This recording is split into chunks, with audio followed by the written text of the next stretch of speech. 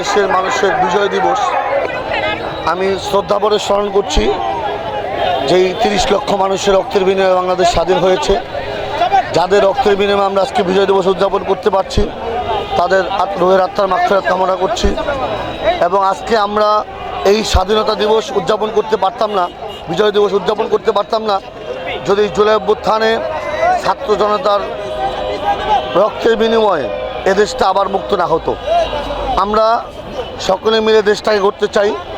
আমরা যারা দেশকে ভালোবাসি, দেশের মানুষকে ভালোবাসি এবং দেশের জনগণকে ভালোবাসি, দেশের মাটিকে ভালোবাসি, আমরা সকলে মিলে চাই এদেশের এই বিজয়, এই স্বাধীনতা, মানুষের অধিকার সকলে তাদের কাছে ফিরে পাক এবং এদেশের এই স্বাধীনতা আমরা আজীবন উদযাপন করব, দেশের মাটিকে আমরা রক্ষা করব এবং আমরা সকল মানুষকে নিয়ে ঐক্যবদ্ধভাবে দেশটাকে করার চেষ্টা করব। আপনার পরিচয়টা প্লিজ।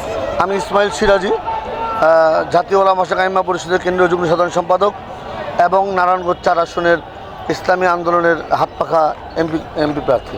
ধন্যবাদ। হ্যাঁ, জনগণের জন্য আমি যদি বিজয় হই এবং আমাকে যদি জনগণ চয়ন করেন, আমি এতটুকু ওয়াদা করতে পারি, একটা টাকাও জনগণের আমানতের খেয়ানত হবে না। আমি এতটুকু ওয়াদা করতে পারি ইনশাআল্লাহ। বিগত 54 বছরে যতটুকু উন্নয়ন হয়েছে, আমরা চেষ্টা করব আগামী 5 বছরে ততটুকু উন্নয়ন করার জন্য। ইনশাআল্লাহ আমরা শ্রমিকদের অধিকার রক্ষা করার চেষ্টা করব। জলাবদ্ধতা, বিশেষ করে গ্যাসের সংকট, জলাবদ্ধতা এবং শ্রমিকদের ন্যায্য অধিকার এবং মালিকরা যেন চাঁদামুক্ত ব্যবসা করতে পারেন, আমরা ইনশাআল্লাহ সে ব্যাপারে অবশ্যই সর্বোচ্চ সচেষ্ট থাকব এবং আমরা এই দেশকে সকল জনগণ সবাই যে দলে হোক না কেন, আমাদের কাছে সবাই নিরাপদ। আমরা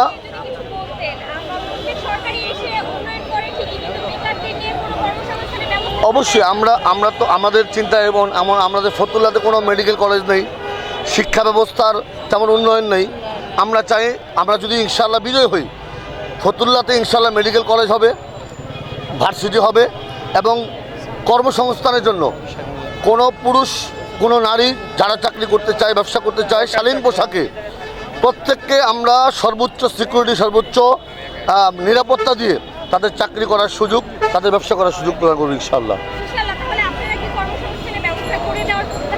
অবশ্যই অবশ্যই আমরা অবশ্যই সবাই করবে, নারীরাও ব্যবসা করবে, নারীরাও চাকরি করবে, নারীরাও বিজনেস করবে।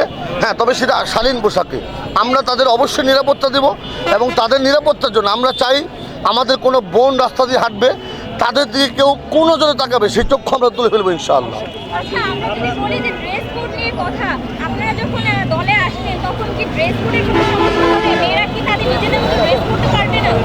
মেয়েরা ড্রেস কোড বলতে আমরা চাই আমাদের প্রত্যেকটা মানুষের চিন্তা চেতনা, স্বাধীন চিন্তা চেতনা আছে এবং প্রত্যেকটা নাগরিক তার অধিকার সে ফিরে পাবে। কিন্তু আমরা চাই যে আমাদের বোনরা, আমাদের মায়েরা, আমাদের মেয়েরা শালীন পোশাকে চলুক, একটু শালীন পোশাকে চলুক, যেন আমরা তাদেরকে নিরাপত্তা আরও বেশি দিতে পারি, যেন তাদের পাশে আমরা পাশে গিয়ে দাঁড়াতে পারি, আমরা যেন তাদেরকে রক্ষা করার জন্য আমাদের ভাইরা একত্রে মিলে তাদের পাশে দাঁড়াতে পারি, আমরা এটা চাই।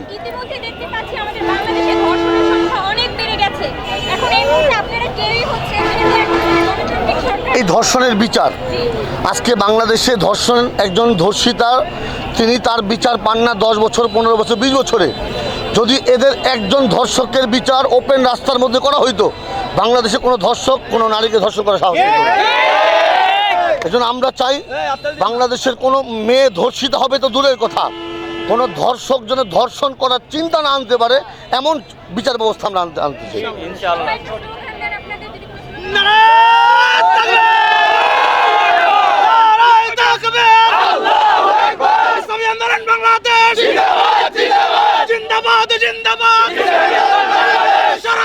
শুনতে পাই যোগ্য নেতা পাইছি ভাই।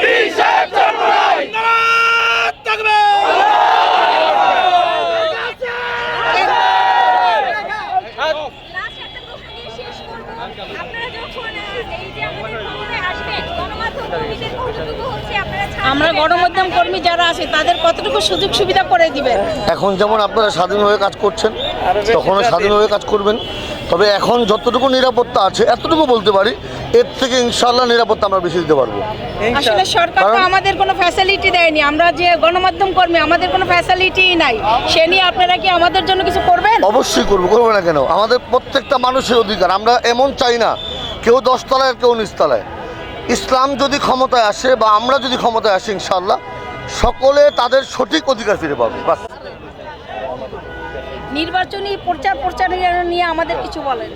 নির্বাচন এখন তো নির্বাচন কমিশনার ইশতেহার ঘোষণা করার পরে এখন আমাদের প্রার্থী বা মানে মার্কা নিয়ে কোনো নির্বাচনের র্যালি বা কোনো ধরনের গণসংযোগ করার নিয়ম নেই। এই জন্য আমরা আমাদের প্রত্যেকের বাড়ি বাড়ি দাওয়াত পৌঁছানো, প্রত্যেকের ঘরে ঘরে দাওয়াত পৌঁছানো, প্রত্যেককে কর্মীদের মাধ্যমে এবং প্রত্যেকের ঘরে ঘরে দাওয়াত পৌঁছাচ্ছি। এবং আমরা এই কথাটা মানুষকে বোঝাতে যাচ্ছি যে ইসলাম আসলে কারোর উপর চাপায়া দেওয়ার জন্য নয়। ইসলাম শান্তি ধর্ম। ইসলাম চাপায়া দেওয়ার জন্য আসেনি। কারো ঘাট ধরায় বোরকা পরাবে, ঘাট ধরায় নেকাব পরাবে, ঘাট ধরায় হিজাব পরাবে, এটা ইসলামের দায়িত্ব না। ইসলামের দায়িত্ব হলো সবাই ইসলামকে আমরা দাওয়াত দিব যে এভাবে চলো, এভাবে চললে ভালো, এটা করলে ভালো, এটা বলা আমার দায়িত্ব। কিন্তু কাউকে ঘাট ধরে করানো এটা আমার দায়িত্ব না। এই জন্য ইনশাল্লাহ আমরা চাই, আমরা যেভাবে ঘরে ঘরে দাওয়াত পৌঁছাচ্ছি, আশা করছি ইনশাল্লাহ যদি লেভেল প্লেইং ফিল্ড থাকেন এবং জনগণ যদি ভোট দিতে পারে, তাহলে ইনশাল্লাহ ইসলামের বিজয় হবে। বাংলাদেশে এখন ইসলামী এবং দেশপ্রেমিক 8টি দল একসাথে সমঝোতা হয়েছি। এই সমঝোতার ভিত্তিতে আমরা বলতে পারি ইনশাল্লাহ যে হাত পাখা হোক, দাড়িপাল্লা হোক, যেটাই আসে প্রত্যেকটা আসনে একটা করে আমাদের ইসলামের 8 দল থেকে একটা করে মার্কা আসবে। আশা করি আমরা এবার এই 54 বছর পরে বাংলাদেশের মানুষ একটা পরিবর্তন চায়। মানুষ অনেক তন্ত্র দেখেছে, অনেক মন্ত্র দেখেছে, অনেক দল দেখেছে, এবার অনেকেই চায় যে একবার ইসলামকে দেখি না ওরা কী করে। তো এই জন্য আমরা আশা করছি ইনশাল্লাহ আমাদের জনপ্রিয়তা এবার আমরা 100% বিজয়ের আশা নিয়ে মাঠে নেমেছি।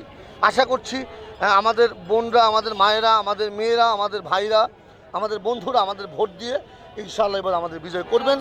দেশকে রক্ষা করার, দেশের জনগণের সেবা করার, নারীদের অধিকার রক্ষা করার জন্য আমাদেরকে একটা সুযোগ দেবেন।